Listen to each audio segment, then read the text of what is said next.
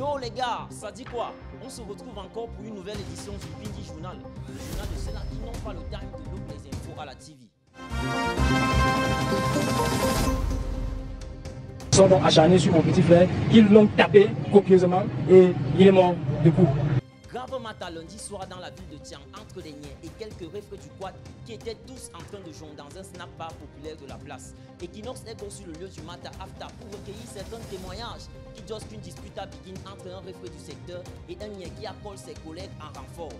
Les gars ont débarqué avec une dernière rage. Ils ont confondu leur adversaire à un Djanga qui était aussi Kemlouk, ce qui se passait de ce côté-là, puisqu'il sortait d'un autre snack pour back chez lui. Ils l'ont massacré et le gars est allé sur les coups des Niais. Selon Equinox qui dit que le calme revient progressivement dans cette ville.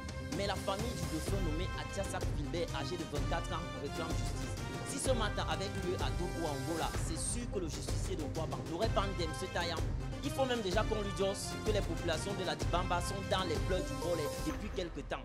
Entre pression et désarroi, elles sont commodes en masse pour décrier le horreur que certains bobos veulent leur faire.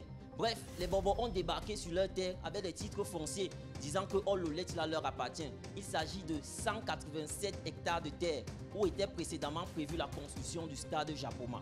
Canal 2 a montré une grande foule composée de Mouna jusqu'au Big Répé. Tout le monde avait une pancarte pour illustrer leur impuissance face à l'injustice qui se mijote autour de leur terrain. Sur Equinox, l'hymne national était au rendez-vous.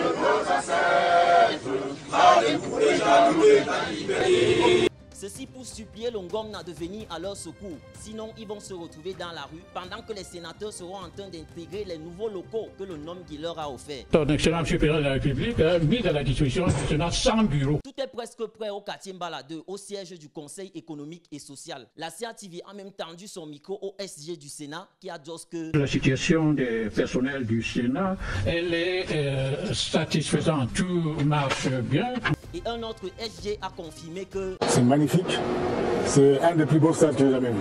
Il s'agit de Véron Moussengo, le secrétaire général de la CAF, qui est en tournée au Cameroun pour s'assurer de la conformité des infrastructures et du respect du cahier de charges engagé pour la CAN 2021 au Cameroun. On espère qu'avant de battre chez lui, il va au moins faire un tour du côté de Mokolo ou du marché Mvogada pour le comment les vendeurs et les consommateurs de poulet se plaignent sur Vision 4 de la rareté de ce produit sur le marché. Au moment, les prix sont un peu exorbitants parce que le poulet manque encore. En cette période de fin d'année, il faut au moins préparer les bonnes jobs dans les pioles. Mais voilà, les parents qui se plaignent déjà que la galère de janvier est déjà là, alors qu'on est qu'encore en décembre. Les petits fils, les enfants, les belles filles, ils attendent quoi? Ils attendent quoi, non, Rémi? Certainement le retour de Mola, la mascotte de la CAN 2021 qui poursuivait sa tournée sur le site de Limbe et Boya. Le gouverneur de la région du sud-ouest, Bernard Okalia Bilay, est lui-même commode pour accueillir Mola sur sa terre natale. Combi, c'est pas les Wekon Joss seulement là, il y avait le mot dans les rues. Et si tu te souviens du concert que Malox avait fait au Paposi,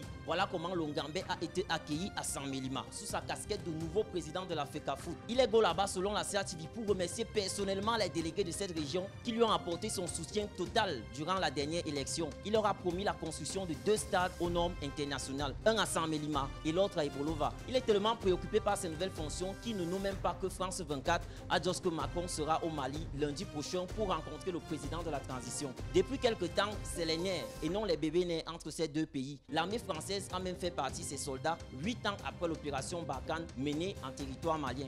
S'il s'agit d'une pure réalité au Mali, au Cameroun, il s'agit d'une pure simulation à l'aéroport de Simalène où un attentat terroriste a été déjoué par les forces de défense camerounaises. Selon la CATV, Olomot qui voulait travel a begin à trembler, mais les Niais ont maîtrisé la situation et les donnements terroristes ont été récupérés sans causer le pire. En effet, il s'agissait là d'une simulation d'intervention dans le cadre des préparatifs de la CAN 2021 qui doit être sucrée. Flop de citoyens disent que cet attentat était fondé, mais le gouverneur de la région du centre a juste de se calmer. Il n'y a pas eu un attaque terroriste, mais plutôt une simulation. Les gars, moi je vous dis ici, on se retrouve très bientôt pour une nouvelle édition du Bindi Journal. N'oubliez pas de nous suivre sur toutes nos plateformes de réseaux sociaux et de télécharger l'application Tara Plus sur App Store et sur Play Store. Ciao les gars.